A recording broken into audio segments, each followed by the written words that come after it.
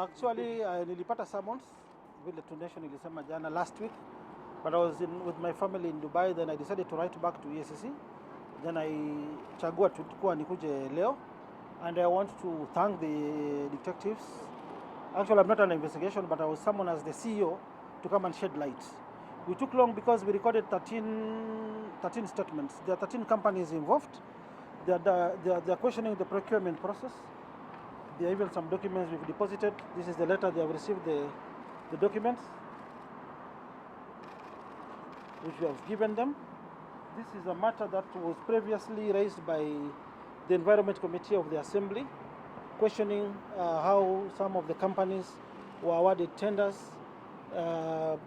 without a proper qualification and due process of the law. I, as the CEO of the county, I do not sit in the procurement committee. I am not the accounting officer, but I've got the general responsibility for my state officers. Now, when the Honorable Departmental Committee on Environment raised an issue on the procurement of these particular companies, what I did, I decided to blacklist the companies. We blocked their payments, and at some point, all the companies' directors were summoned to appear before the Departmental Committee on Environment. When these directors appeared, the committee cleared them, that they were through with their investigations. The first letter was sent to the county on 5th of March, but this was not a comprehensive explanation on the conclusion of their oversight investigations they were conducting by then.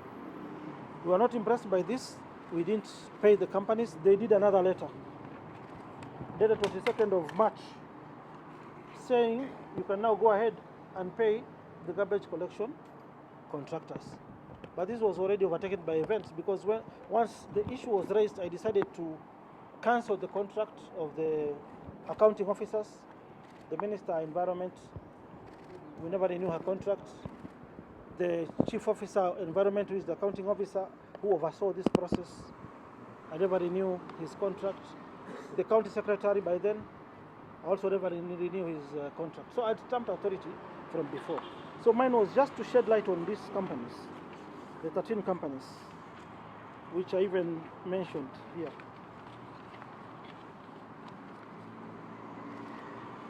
So I was recording a statement on each and every to shed light. And as I've stated earlier, that I do not have control over the procurement processes in the county. That is being done by procurement officers and accounting officers. So that was my statement for today. Maybe questions. You say the directors of those companies came and location. They did not come to me. The entire issue was raised by the Departmental Committee on Environment, as they are mandated by the Constitution to do oversight to the executive. So they were discharging the oversight work. In the process of discharging the work, they found some just simple irregularities. For instance, a company is supposed to have experience of 1 year before getting a contract or a certain contract. But there was public participation was there. Everybody, all the competitors or bidders were invited. They came. I am not conversant to that process because mine is just the CEO. It is just like, maybe for example, I'm not kujiweka sawa na rais, but during the investigation of Henry Rotich, the blunders which were there, the president was never summoned to record a statement. It does not involve the president.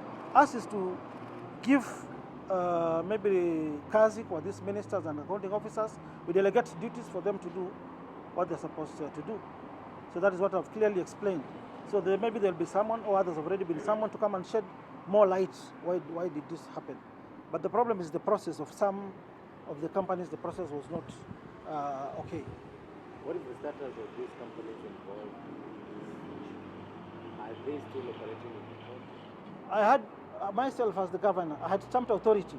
Authority number one, I never renewed the contract of the minister involved.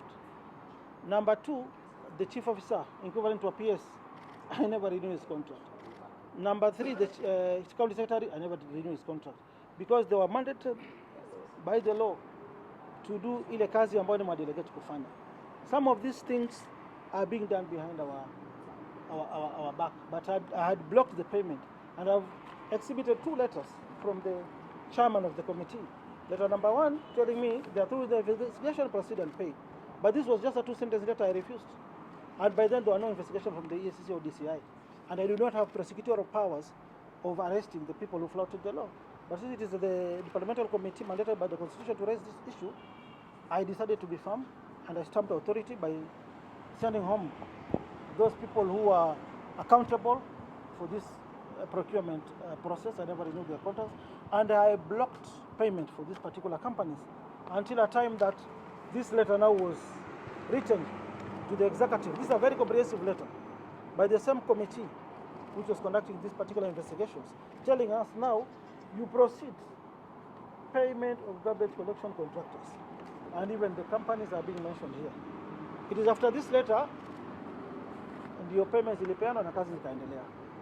Now we are waiting for the outcome of the investigators. In case they are found to have flouted the law, we will blacklist them and do another procurement exercise, free and fair. We give the job to other companies. Governor, let me draw your attention to the 162 million that the Public Accounts Committee pointed out last June. Is this something that the investigators pointed out to you, and what was your response to that? There is no misappropriation of funds here because all these companies, they were working. In fact, compared to, because the real question is starting from April 2017, of which I was not the governor. Immediately I was sworn in as the governor, there are companies which were there, which were collecting garbage on behalf of the great city of Nairobi. And we find that what was being charged that time was on the higher side. It was very expensive. For instance, Creative company which is collecting garbage within the CBD was charging us 393 million. Now this company which came, Aende, is charging the county 202 million. So we saved the county 120 million per year. And you see the, if you look at the section 178 of the Public Procurement Disposal Act, you'll find it explains that everything was being done in goodwill.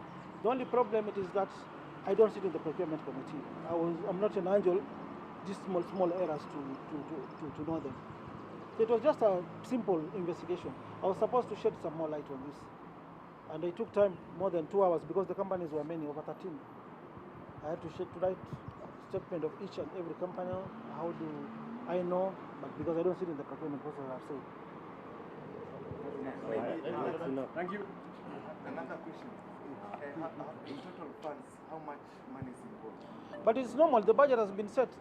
For instance, CBD, 1 year is 200 million. Divide that by 12 months. It is 10 million. It's just people make things to be serious for nothing. This money is not paid in at once. So chukua the number of months that tumeanza times, if a month is 10 million, times 10 million. That is the amount which has already been paid. Yes. Thank you very much.